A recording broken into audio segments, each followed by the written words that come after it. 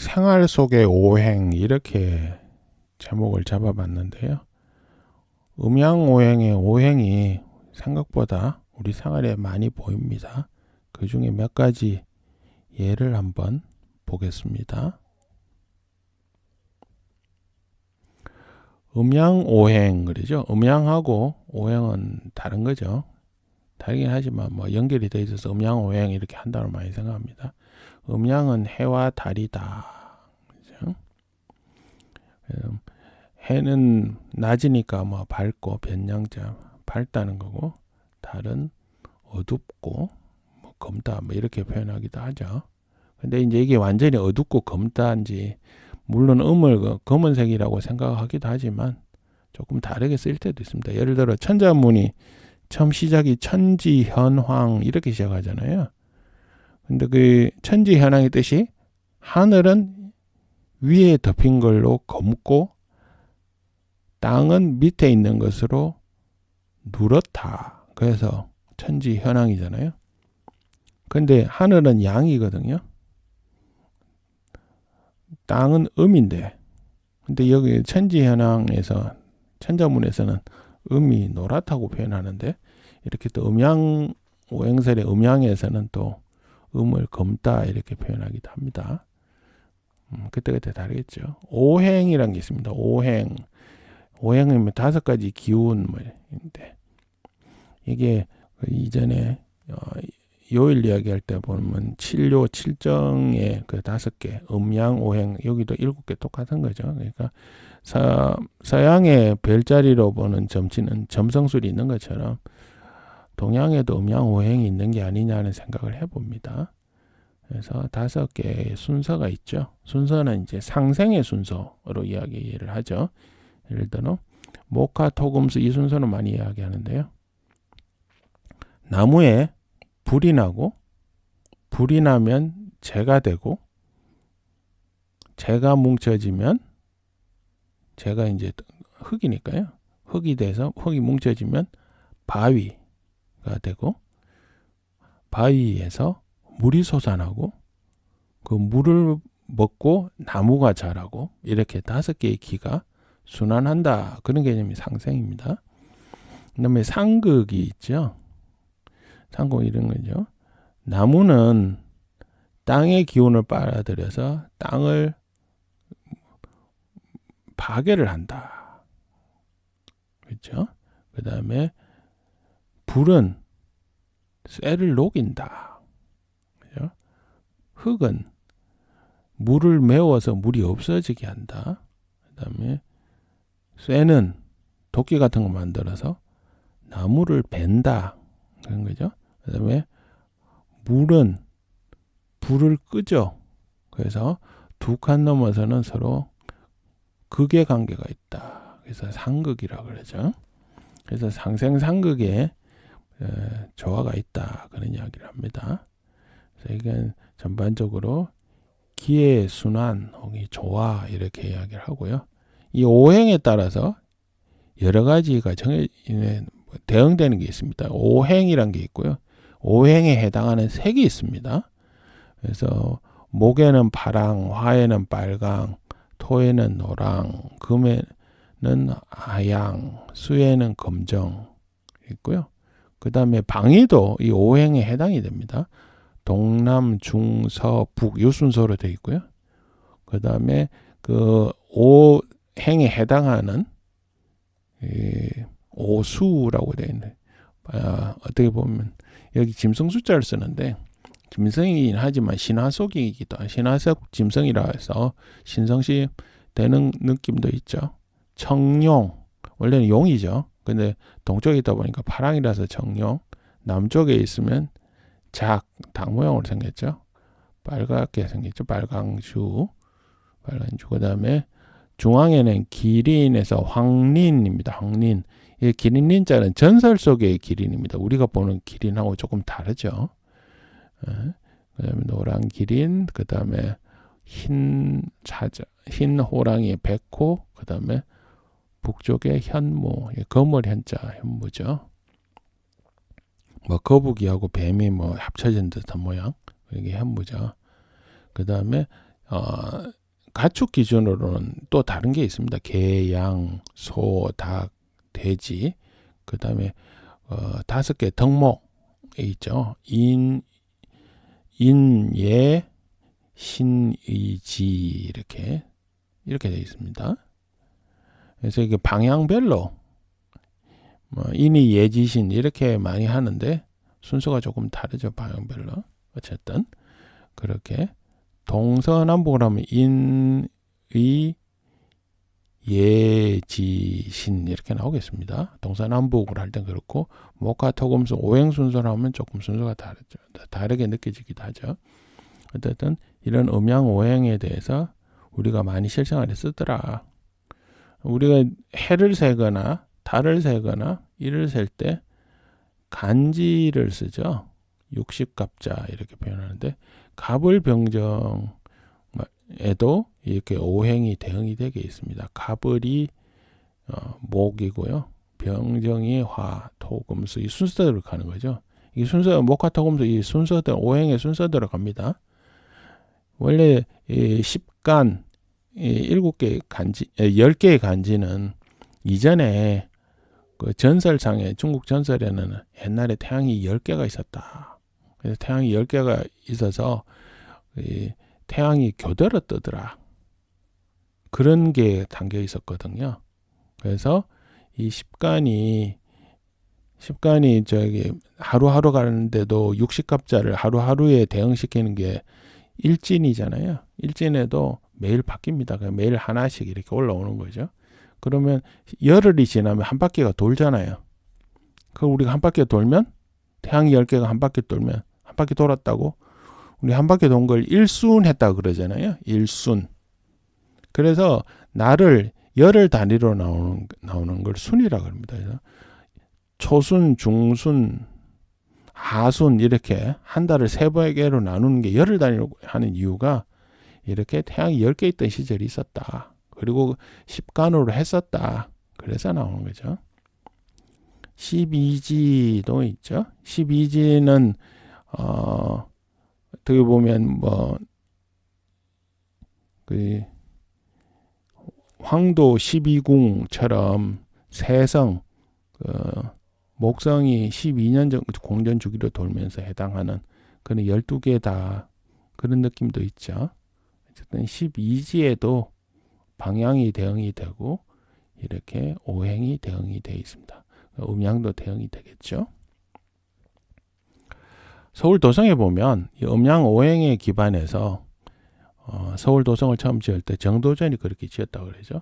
오상 5개의 덕목을 이름을 붙여놨습니다. 그래서 동쪽을 보면 동쪽은 인이니까요.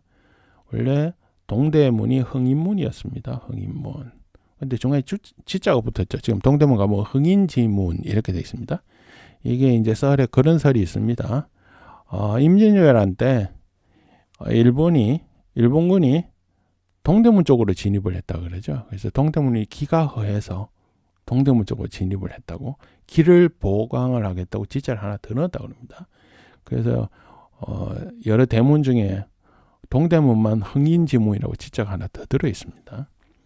그 다음에 남쪽은 내니까요. 숭례문이고요. 그 다음에 서쪽은 의니까 돈이문이고 북쪽은 지라서 지가 더 해야 될 것 같은데 북쪽문은 숙정문이라고 그랬다고 합니다. 숙정문 이걸 정을 청이라고 읽기도 하고요. 숙청문 이렇게 이야기를 했다고 하는데 이게 숙정문은 거의 열어두지 않았다고 그래요. 일설에는 이쪽 문을 열어두면 그 도성 내에 풍기가 문란해진다 이런 썰이 있었대요. 그래서 열어두지 않았고 대신 지자는 그 조그만 문에다가 하나 붙여놓은 게 있습니다. 있죠. 홍지문이라는 게 있죠. 우리가 서울 도성 경복궁에서 보면 서북 방향으로 홍지문이 있습니다. 그래서 이때 지자를 썼다. 그 다음에 중간에 문이 없으니까요. 신자를 써서 우리가 제야의 종을 타종하는 보신각이 있습니다. 이 신자가 들어갔죠. 인이, 예지신 이렇게 들어가 있습니다. 근데 풍수지리상이 이제 지명을 보면 우리가 이걸 오행을 쓰고 있다는 걸 느낍니다. 배산임수해가 명당이라고 그러잖아요. 근데 배산임수 명당 이야기할 때 좌청룡 우백호라고 합니다. 자가 청룡이란 거죠. 근데 좌측이 동쪽이라는 이야기가 됩니다. 그 다음에 우백호잖아요. 서쪽이잖아요. 그러니까 무슨 말이냐면 배산 임수이면서도 남쪽을 바라보고 있는 게 양지 바른 땅이겠죠. 남쪽을 빛을 받는 게 좋으니까요. 왜냐하면 배산에서 산이 있는 쪽에서는 빛을 못 받잖아요. 그러니까 북쪽에 찬 기운을 막아주고 남쪽에 따뜻한 기운을, 따뜻한 빛을 받을 수 있는 남향으로 집도 배치하겠죠. 묘도 그렇게 배치를 합니다. 그래서 좌측에는 정룡, 그래서 좌측에서 뭔가 오는 걸 막아줄 수 있는 걸 쌓죠. 그래서 능 같은 거 가보면 좌측에 우측에 얕은 담장 같은 거 이렇게 일부러 조성을 해 놓습니다. 왜? 그 중간을 보호한다는 의미가 있는 거죠. 그래서 좌청룡 우백호. 그래서 여기서도 동서남북이 있고 이 오행을 가져왔다 이런 걸 알 수 있죠. 그 다음에 이 서울 도성을 기준으로 보면 원래 이 풍수지리에서 좌청룡 우백호도 있고요. 안산도 있습니다. 안산이라는 건 무슨 말이냐면 이 안자가 뭐 폰트에 따라서 이 나무 목자를 이렇게 안자 아래쪽에 쓰기도 하죠. 아래쪽에 쓰는 게 좀 더 익숙한데 왼쪽에서도 같은 글자라고 합니다. 안산이 책상 안자죠. 그러니까 좌청룡 우백호로 좌도 맞고 우도 맞고 뒤쪽에는 배산이고 앞에는 물이 흐르고 조금 멀리 있는 쪽에 얕음막한 산이 있어서 경관을 해치지 못하면서도 뭔가 안정감을 줘야 된다. 그런 거죠. 그래서 이게 전설상에 그런 이야기가 있습니다. 서울 도성을 세울 때 경복궁을 세웠는데 천전에 갈 수 있는 길지다 그랬는데 안산으로서 서울 도성의 안산이 관악산이거든요. 관악산이 좀 높다. 그래서 안산이 원래 원하던 것보다 약간 높아서 500년밖에 못 갈 거다. 그런 이야기가 있었다고 합니다. 전설상에. 실제로 조선이 500년 정도 갔죠. 그래서 여기에서도 오행이 보인다. 그리고 방향성도 보인다. 그런 이야기 되어 있습니다. 우리나라를 청구라 그럽니다. 청구. 청구라는데 뭐 학교도 있고 뭐 쓰인 데 많죠. 해동. 보면 청구가 청이 동쪽이잖아요. 우리가 중국의 동쪽에 있다고 해동, 물 건너 동쪽에 있다고 해동이라고 똑같잖아요. 청구나 해동이나 같은 말인 것 같다. 그런 생각이 듭니다. 유럽하고 아시아의 접경에 가면 흑해가 있습니다. 유럽 쪽에. 흑해. 블랙시죠. 옛날에 그리스 때 이름은 이 바다 이름 흑해가 아니었답니다. 근데 이 흑해란 말은 투르크가 그쪽 지역에 들어오고 난 다음부터 생겼다고 해요. 근데 이 흑해의 뜻은 뭐냐면 바다 검은 게 아니고요. 지금의 튀르키예 북쪽에 있다고 흑해입니다. 왜냐하면 북쪽은 검은색이 기준색이니까요. 그래서 유럽 쪽, 물론 아시아긴 하지만 튀르키예는 이쪽에도 오행에 의해서 이름이 지어졌다는 느낌이 듭니다. 뭐 그렇게 이야기되고 있고요. 그다음에 칼라푸드 있습니다. 칼라푸드가 요새 유행을 하고 그렇게 권장을 하는데 영양소의 고른 섭취를 하다. 파이토케미칼이란 말이 있죠. 파이토케미칼은 식물 유래의 좋은 생화학 물질을 파이토케미칼이라고 그러는데 이게 색깔별로 다른 효능이 있다. 그래서 골고루 먹자. 그래서 권장사항은 하루에 5가지 색 이상을 골고루 섭취하자. 뭐 그런 이야기 하죠. 뭐 붉은색에는 라이코펜이 있고 뭐 좀 검붉은색에는 안토시아닌이 있고 뭐 노란색엔 카로티노이드가 있고 뭐 그래서 이게 몸에 좋다. 그런 이야기를 하죠.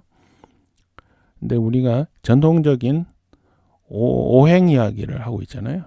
동양에도 오색에 대해서 생각을 했습니다. 왜냐하면 오색이 오행에 하나씩 대응이 되잖아요.